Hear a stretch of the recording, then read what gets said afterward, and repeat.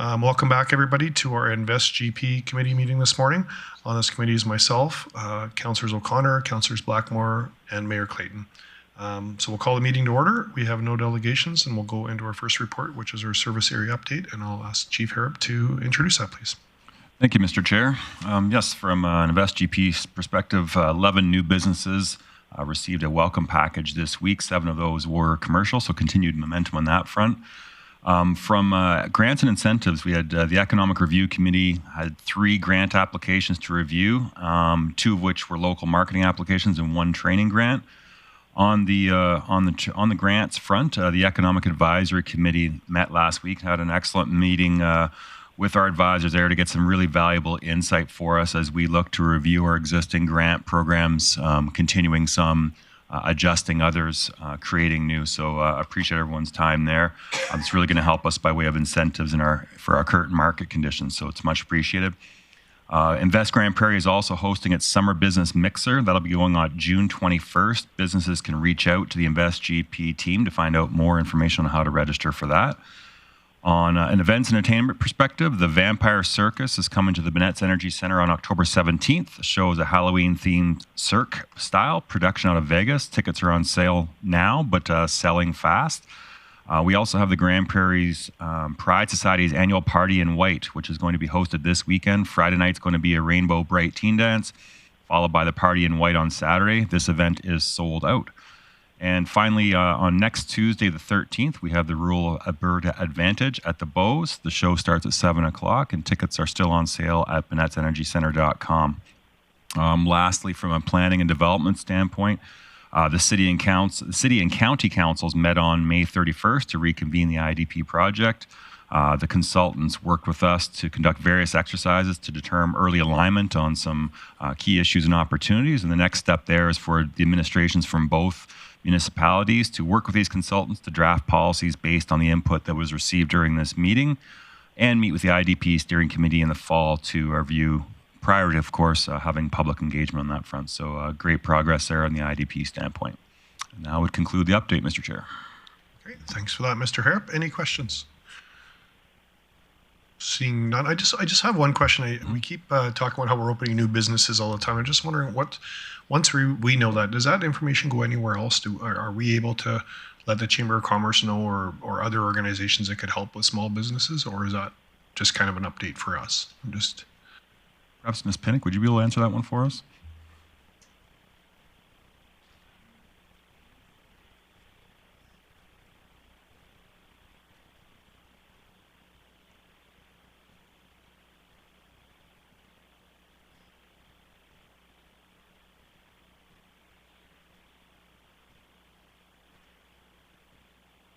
Okay, no, thanks for that. I just, I'm not sure if you guys could hear that, but Ms. Pinnock had mentioned that there's opportunities with newsletters and other things that's a bigger reach than just to the city, it sounds like, with that. So. Yeah, for sure. And I think just to add to Ms. Pinnock's comments, what I think is great about the program as well is, as much as the team's doing some great work for businesses, we do need to build more awareness of what services we do offer for city businesses. So having these welcome packages is great for new ones coming in, so they're aware right out the hop that we're here to help them. The trick for us is to make sure we're ongoing awareness and touch points to get existing businesses who may not have engaged with us in the past. So I love that fact about the program, that it gets them engaged early on. Sounds great. Councillor Bosch? Thank you, Councillor Palat. I thought we were posting that on our website, the new businesses, like as a welcome, the names of them? We did? Okay. So that's another avenue, is the website, or the website for the city, or website for Invest GP? So I'm just going to let Ms. Pinnock get a minute here to get settled. Business licensing, through the chair, is done through our planning and development department, and they do have a business license directory where they have the information publicly available on there. We have actually recently got a full list from them because we're looking to dig into some of that information to find out which businesses did not renew licenses, what are the sectors that we have the most businesses in, and do a bit of analysis on the current business structure within the city right now.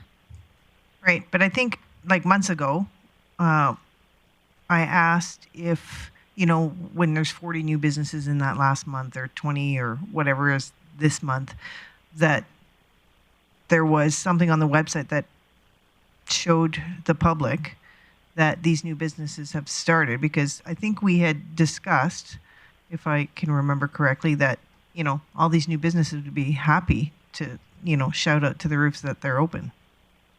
Are we doing that or no?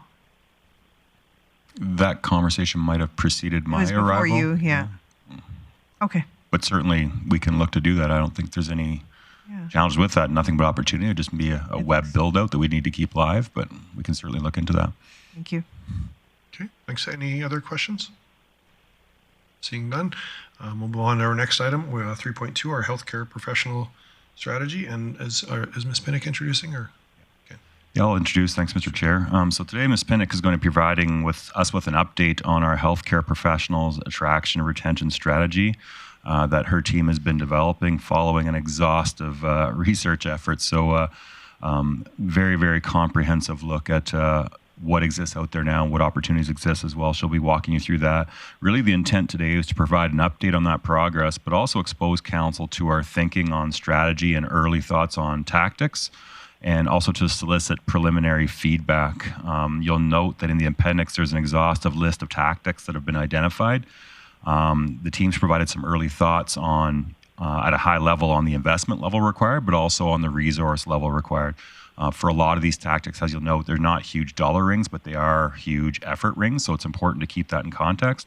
And obviously, when it comes to the final strategy recommendation, that will come with a capital ask, but depending on how deep and broad we go on all these tactics, it may or may not come with a resource ask as well. It just depends on kind of where we land on that, but really hoping today to get some early thoughts from council before we dig in even deeper to flesh out what each of these tactics could look like. Okay. So I'll pass it on to Ms. Pinnock. Thank you, and good morning. As Chief Harrop has said, administration has been working on a strategy and some tactics that would support the attraction and retention of healthcare professionals in the city.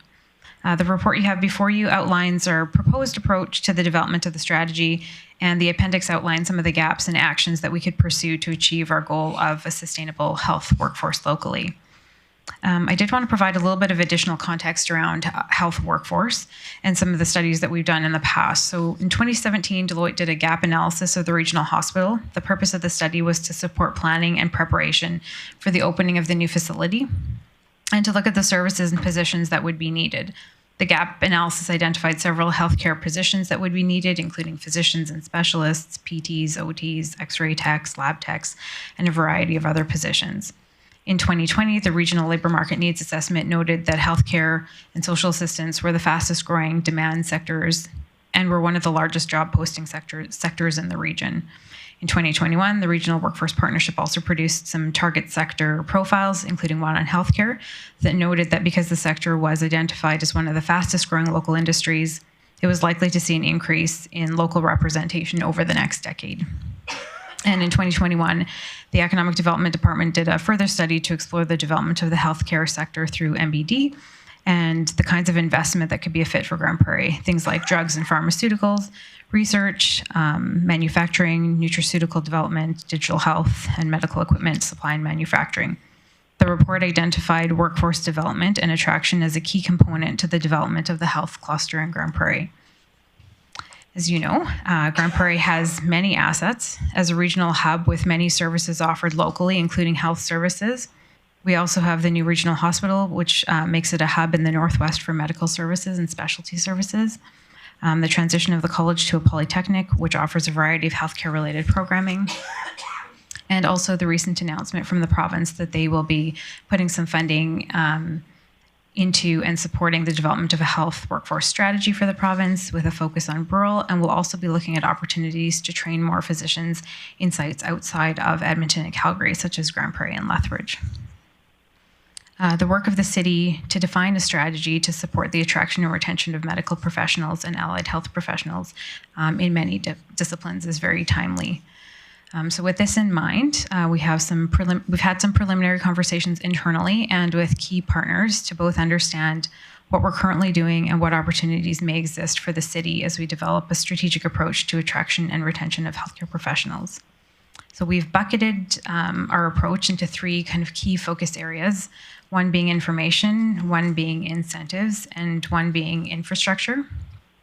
So we chose these because they cover off some of the major areas that we see potential to enhance current work that's happening in this space. And I will note that there's lots of really great work that's ongoing in this space. There's many partners to work with collaboratively, both locally and regionally.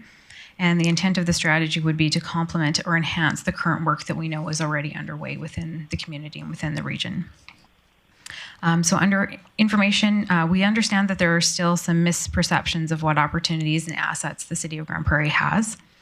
I actually had spoke with AHS last week, and they shared a story with me about a physician who had come here in the last little bit, and colleagues from other parts of the province or country or wherever they had come from had noted, that Grande Prairie doesn't it still have gravel roads and what kind of amenities are there. There just was this perception that the community isn't as far along as what we are. And so we're still kind of fighting those battles around perception. So we hope to explore ways to enhance communication about the workforce opportunities that exist in the city, the quality of life pieces or amenities, and hopefully draw and attract healthcare professionals to the community.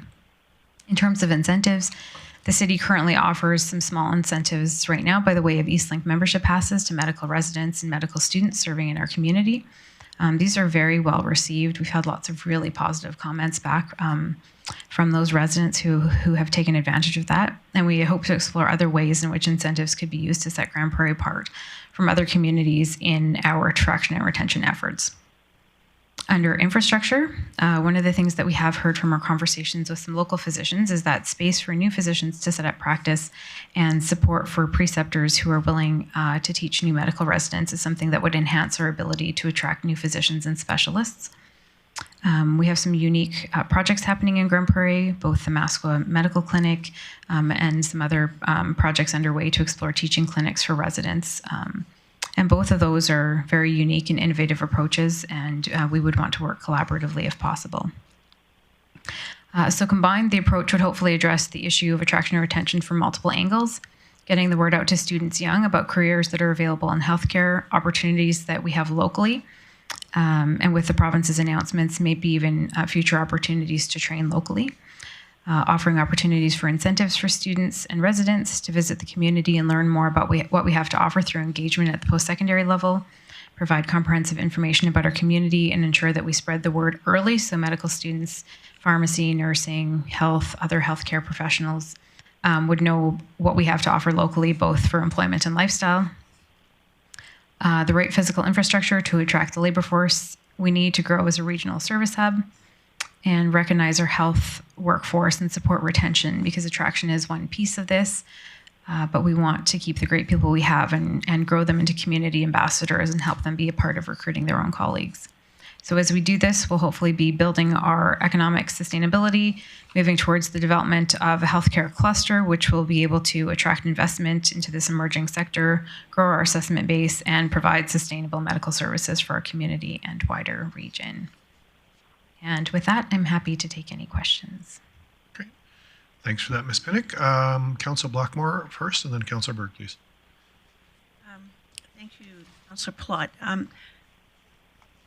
In December, I think, I was having a discussion as part of the Peace Health Advisory Council that I sit on with the hospital, and one of the comments they made, which I had passed on to CAO Nicolay, was that in addition to physicians and doctors, they staff a lot of healthcare professionals that they feel maybe are not getting the same kind of support from the city, and suggested that when they do their monthly onboarding of new employees, perhaps there's something the city can do to ensure that we're offering a welcoming and comfortable onboarding into the city of Grande Prairie in addition to the hospital. I haven't heard anything back from that, and I've asked a couple of times. I don't see it on your matrix, and I would think that it would fit into the first category. Has any of that discussion taken place? And if not, how can we respond to the hospital. Thank you. And through the chair, that's certainly something that we have talked about internally. Part of the exercise of going through these different options and getting feedback from council and looking at our resourcing is figuring out where would be the biggest bang for our buck, so to speak. So absolutely, that's something we can add to the list. We have taken some gift basket, I guess, to the medical residence and physicians lounge at the hospital. The focus has been right now primarily on physicians and specialists, but the purpose of the strategy would be to look more broadly and to include all of the healthcare sector as a part of that. So we can certainly add that to the list. It's just a question about developing the process and who would be involved in kind of fully scoping those projects out. I do see that as a kind of a low-hanging fruit that could take place. Certainly, there's probably people at this table who would be willing to pick up that baton and run with it. Well, it's widely recognized that we need more doctors and specialists. It's not so widely discussed that we also need significant numbers of other healthcare professionals, and attracting them to Grande Prairie is a necessary support for a community. Just another comment that's related to this is Council has talked about the culture at the hospital a few times over the last couple of years, and I have been invited to sit on the Grande Prairie Regional Hospital Guiding Coalition, which is a committee they've put together to encourage better cultural relations with their staff. I haven't been to a meeting yet because the only one they've had since that invitation fell on a council day. But it is reassuring to know that they're recognizing some of their shortcomings and working to improve. Thanks, Councillor Blackmore. Councillor Burke. Yeah, thank you, Chair Palat, and thank you, Ms. Pinnock. So my question, are we working with the Grande Prairie Regional Hospital directly, I guess in a formal manner, that when potential medical professionals are coming to town, that your department, our city councillors, somebody is meeting with these people? I know that a handful of us councillors have taken doctors on some tours around, and I know that the Grande Prairie Regional Hospital does have realtors that will take doctors when they come into town to take them to see potential offices, homes in the market. But just wondering from a city standpoint, is there anything formally established where we can help in that process? And much like Councillor Blackmore had mentioned, I use the term medical professionals deliberately because, again, it does expand greater than just doctors. Through the chair, thank you for the question. Yes, there is a process that is in place. We are working with the physician resource planner with AHS. So all of the site visits are coordinated through Susan Smith, and our team is connected there. And so we've been working through the mayor's office to connect any physicians that are coming for site visits and ensuring that mayor or council is able to provide support to that. We are looking to more formally formalize the whole process and ensure that all the right people are involved in that, and we ensure that nobody kind of falls through the cracks, or that we have a good planning system in place. Perfect, thank you. Okay, I'm just going to go to Chief Harrop and then to Mayor Clayton. Yeah, just to add to that, Councillor Berg, one thing we've discovered in some conversations while you're speaking about the realtors, I do think there's an opportunity to improve the updatedness, if that's a word, and robustness of the packages they're providing on these tours. I know it's a little bit, some of them are a bit dated, so we just want to make sure they're armed the best possible. So another opportunity that we've come across through these conversations. Thanks for that. Mayor Clayton. Yeah, just to comment, on a regular basis, there are doctors and healthcare professionals that come in through the physician recruitment office. For example, I'm meeting with a U of A student on Thursday morning. On a regular basis, we do get those invites. As well, I sit on the guiding coalition that Councillor Blackmore identified. I think there are many groups of people in our community that are trying to operationalize some of the items that are identified here. I sit as a non-voting member on the South Peace physician recruitment committee, which is more of a rural doctor focus. But I think there's some great ideas here, and having this conversation to see where council's appetite is for supporting them. I appreciate the report today, and I look forward to the discussion on this. If there's no further questions, I'd be happy to do business rising. I just wanted to pull my own number and maybe take one more look around the room, and then if you wouldn't mind that. So I just wanted to ask about our relationship with NWP and more of, looking at bursaries for potential students coming to the city. I know other communities have it where if you moved back to their community, if you were a teacher, they'll reimburse you for some of your education components and stuff. So I'm just wondering if there's been where we're at with NWP with connecting the dots where the city maybe is providing bursaries or scholarships to students on the basis that we're going to refund them if they actually finish their program and stay in Grande Prairie. Through the chair, thank you for the question. We haven't had any formal conversations with NWP yet on the scholarship piece, but there's a couple of opportunities for council to consider. One would be working with NWP, one would be working through NADC and some of the bursary partnerships that they have, where the city might be able to be involved in actually selecting certain students that apply, and then those students would come back and work in the community for a return of service component. So all of that would be things that we're going to dig in further to see what the opportunities are if bursaries and scholarships for students are something that council would like to see as a part of the final strategy. Okay. I guess for me, I think I know it's not a real quick fix for the community. I know people want physicians and every healthcare professional is here now. I just wonder if there's a program we could start that gets us turning over, where we know every year there's kids graduating in our community through NWP that we can actually implement into the hospital. So, for me, I think that's a good opportunity. I think it's a less expensive option longer term, and it gives us an opportunity to work strategically with NWP as well, which I think as an organization would be nice to start working closer and more directly with NWP. So just some comments from me on that, and then if there is no other comments, I'll go back to Mayor Clayton for business. Thanks, Chair Palat. I would move that the Invest Grande Prairie Committee recommends council accept this report for information. As well, I'd move that this committee recommends council provide feedback to administration on potential options outlined in the healthcare attraction and retention strategy matrix prior to the strategy being finalized. And so with that motion, I just ask administration, what's the arena that you're looking to have that discussion for future feedback?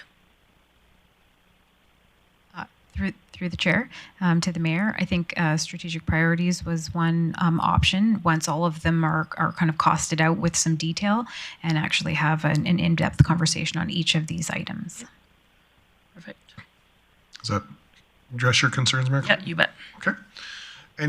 Sorry, Chief Harrop. And sir, just for clarification, agree with that process, just as you have reviewed thus far. If all of them that you're seeing there are all in play in your opinion, that's great. But if you see things that are perhaps not worth it from an ROI perspective or an ROR from a return on resource perspective, we'd love to have that information now before our team goes off and costs and gets into the nitty-gritty on each of those. So if there's any on that list that you had questions about, we'd love to hear about it. So just if I may, thanks, Chair Palat. I think that this problem of healthcare physicians and healthcare professionals is not a one-size-fits-all solution. Each individual will pick a reason of why they're coming to the region, whether it's incentives, whether it's housing, whether it's daycare. There's many people are triggered and incentivized differently, and so therefore, in my opinion, all of these are potential good options for the healthcare shortage. Councillor Bosch? Thank you. I'm not part of this committee, but I have a quick question. Have you had any comments regarding people not wanting to come because we have a lack of private schools? Has that ever come up? It's come up in conversations to me from the public, but I don't know if it's come up to you. Through the chair, I do know that there are, on a personal level, I guess, some physicians that had younger children that they were looking for private school options and moved to bigger centers. But there's many factors, I think, that are involved in that. And there are lots of great programming here in Grande Prairie as well. And as the community grows, more options are available as well. Great. Okay, thank you. Seeing, oh, Councillor O'Connor? Yeah, no, there was. That was a question. Is there any other questions on the motion? Seeing none, then we'll call that to order, please.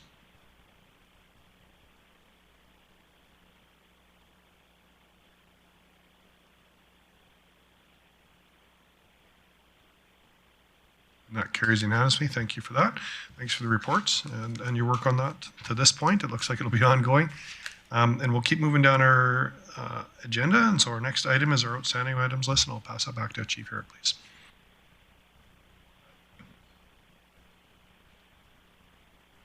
All the items on the existing oil lists are underway and on track, noting that they are both due before the end of the month, but we're on track to get to those. Okay, great. Councillor O'Connor.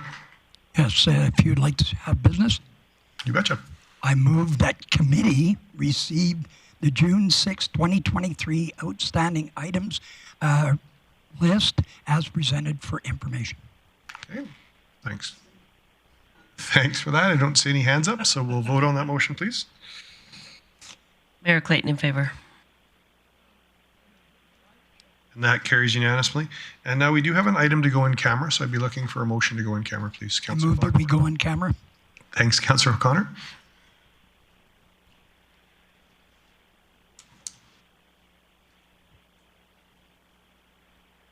Clayton in favor.